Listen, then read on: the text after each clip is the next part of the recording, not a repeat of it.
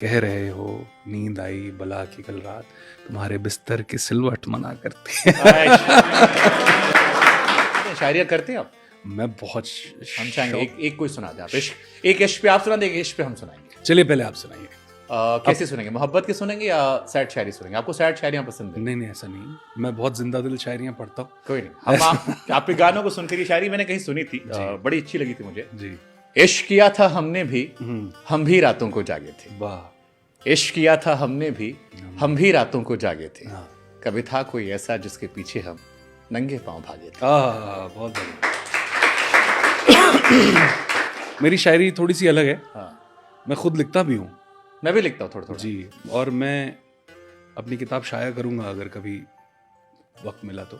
मैं आपको एक नज्म सुनाता हूँ, मुश्किल वाली नहीं सुनाऊँ, आसान वाली सुनाता हूँ। चलो एक गज़ल सुनाता हूँ, 2 शेर सुना देता हूँ मैं आपको।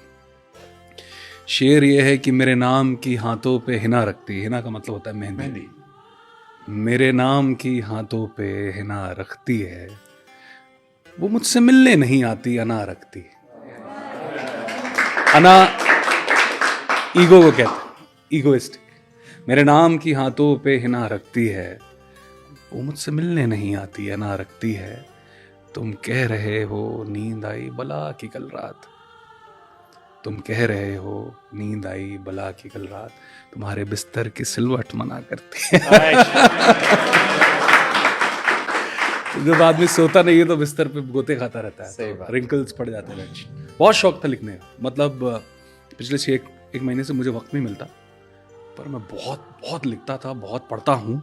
दिल टूटा कभी? बहुत टूटा है, बहुत। एक साहिब हैं जॉन एलिया, उनकी नज़्म जो अक्सर सुनाता हूँ मैं लोगों को। कोई मुझसे अभी पीछे कह रहा था कि let's do your house, let's make it beautiful, तो मैंने उनको एक नज़्म सुनाई कि तुम जब आओगी तो खोया हुआ पाओगी मुझे। तुम जब आओगी तो खोया हुआ पाओगी मुझे, मेरी तन्हाई में ख्वाबों के सिवा कुछ भी नहीं। वाह वाह। मेरे कमरे को सजाने की तमन्ना है तुम्हें, मेरे कमरे को सजाने की तमन्ना है तुम्हें, मेरे कमरे में किताबों के सिवा कुछ भी नहीं।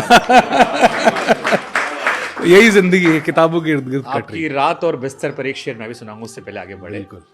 ये मैंने लिखा था जब पहली बार दिल टूटा था। अरे वाह। कि सच कहता हूं कि ना होकर भी हर रोज तो मुझे याद आओगी।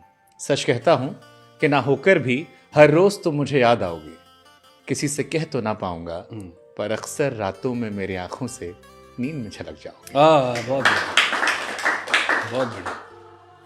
ये मानते हैं कि अगर आप शब्दों को महसूस करते हैं, जैसे मैंने आपका कहीं सुन रहा था मैं कि गाने इसलिए नहीं हिट होते हैं क्योंकि सिंगर ने गाया अच्छा है या म्यूजिक बहुत अच्छा है।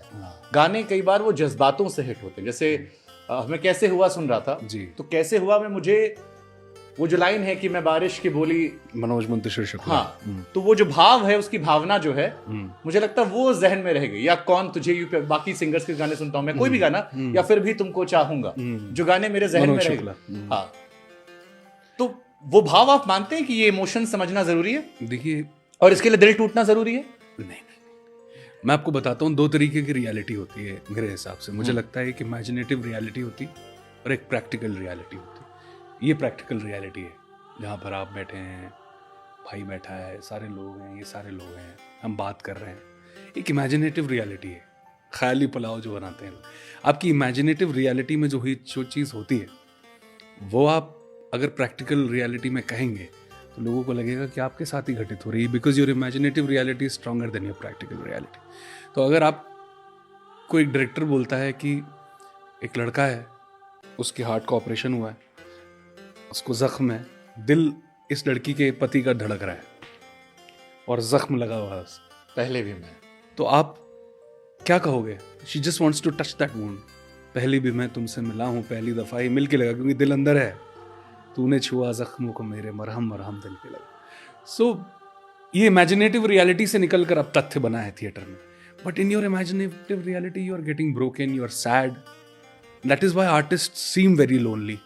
ऐसा लगता है कि बहुत अकेले हैं, ऐसा होता नहीं है। मैं बहुत खुश हूँ अपनी जिंदगी में, पर इमेजिनेटिव रियलिटी में दिल तोड़े भी हैं, दिल टूटे भी हैं, और फिर जब दिल टूटते हैं तो फिर निकलता है, तूने बड़ा सताया है मुझे, जा तू भी सताया है।